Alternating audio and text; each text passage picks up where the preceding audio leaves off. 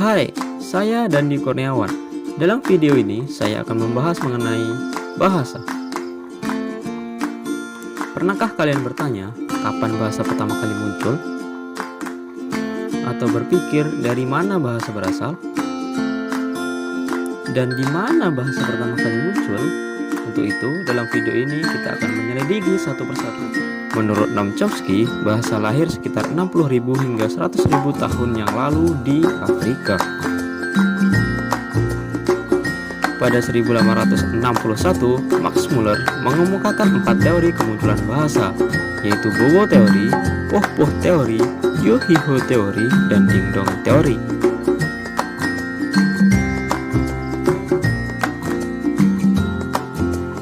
Bobo teori mengungkapkan bahwa kata-kata bermula dari imitasi teriakan hewan liar atau burung. Popo teori menganggap kata pertama kali muncul akibat respon dari rasa sakit, takut, dan terkejut. Yo-Hi-Ho teori menganggap bahwa bahasa muncul dari suatu kegiatan bersama yang membutuhkan koordinasi. Dan Ding-Dong teori menganggap bahwa bahasa muncul secara alamiah yang dikembangkan manusia di perkataan awalnya. Jika asal mula bahasa sesederhana itu, lalu bagaimana bahasa bisa berevolusi hingga seberagam sekarang? Suatu teori mengungkapkan bahwa hominid berekspresi dengan cara mendengus, berteriak, dan menangis. Hal inilah yang menjadi cikal bakal terciptanya bahasa yang kita gunakan saat ini. Lalu bagaimana dengan kera atau monyet? Mereka bisa berteriak dan mendengus juga. Lalu kenapa bahasanya tidak berevolusi seperti manusia? Hal itu disebabkan garis evolusi hominid dan kera berbeda sekitar 6 juta tahun yang lalu. Otak hominid berevolusi membesar dari waktu ke waktu, sedangkan otak kera tetap sama. Itulah sebabnya manusia lebih bisa memahami hal-hal yang lebih kompleks dan bisa menciptakan istilah-istilah baru. Jika bahasa berasal dari akar yang sama, lalu kenapa bahasa bisa berbeda di setiap daerahnya? Zaman dahulu, para nenek moyang manusia hidup nomaden atau berpindah tempat dan berkelana ke seluruh penjuru dunia dengan bekal bahasa yang sederhana. Kemudian terjadilah isolasi daerah sehingga nenek moyang beradaptasi dengan ekosistem dan kondisi alam sekitar, baik makanan maupun makhluk hidup lain, sehingga terciptalah dialek dan aksen-aksen baru. Yule membagi 5 ciri bahasa manusia, yaitu displacement, arbitrariness, productivity, cultural transmission, dan duality. Displacement memiliki arti komunikasi bahasa manusia bisa menjangkau masa depan maupun masa lalu, sedangkan hewan tidak bisa. Manusia bisa mengemas bahasa untuk bercerita kejadian yang telah dialaminya, sedangkan hewan tidak bisa.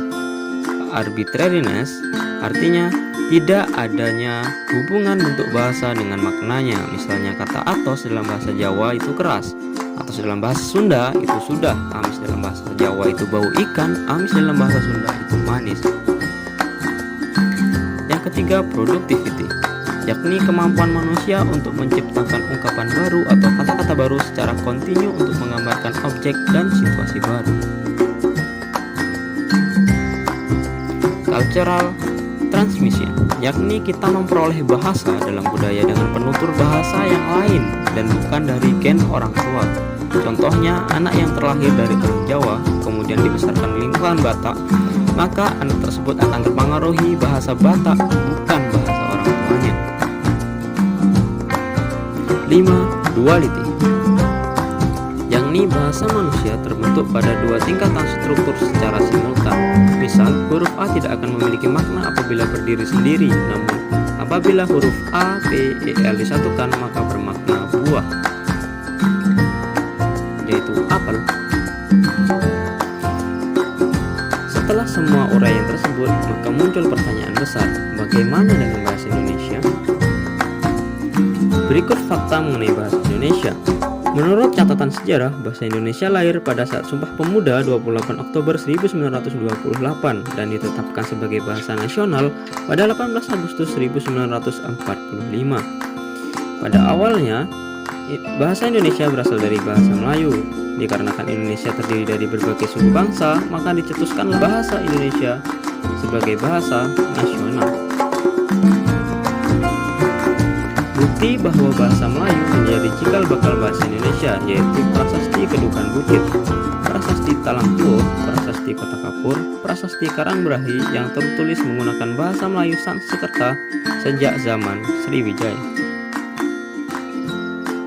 Kemudian, bahasa Indonesia mengalami penyerapan dan penyempurnaan ejaan hingga sempurna seperti bahasa Indonesia yang kita gunakan pada saat ini.